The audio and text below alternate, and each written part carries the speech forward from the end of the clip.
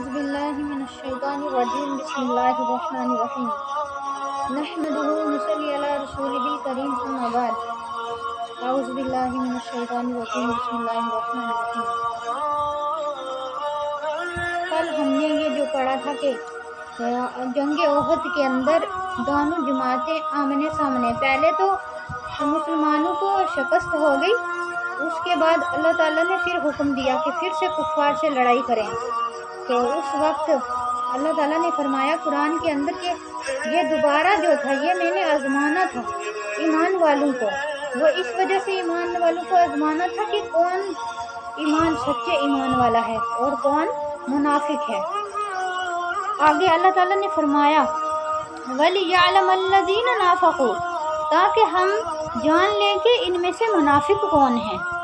وَقِيلَ لَهُمْ تَعَالَوْا قَاتِلُوا فِي سَبِيلِ اللَّهِ أَوِ ادْفَعُوا، آگے کہا گیا کہ ایمان والوں کے لیے فرمایا گیا کہ آؤ اللہ کے راستے میں لڑائی کریں اور دفع کریں، یعنی دور کریں دشمنوں کو۔ قَالُوا لَوْ نَعْلَمُ قِتَالًا لَاتَّبَعْنَاكُمْ، آگے کہا گیا بولے اگر ہم نہ لڑائی میں آتے اور نہ ہم اتباع کرتے، یعنی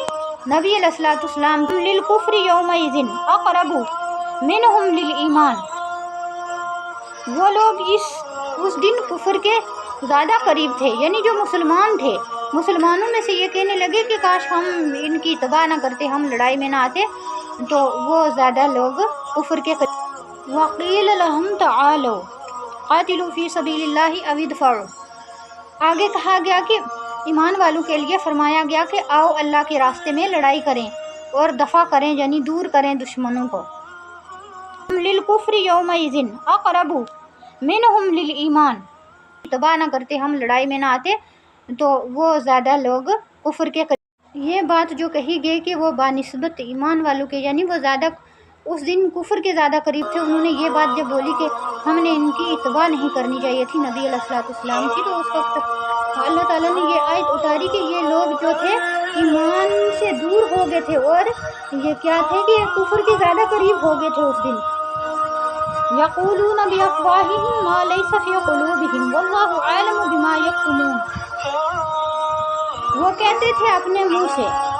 جو نہیں تھا ان کے دلوں میں، اور اللہ تعالیٰ خوب جانتا ہے جو کچھ وہ چھپاتے تھے۔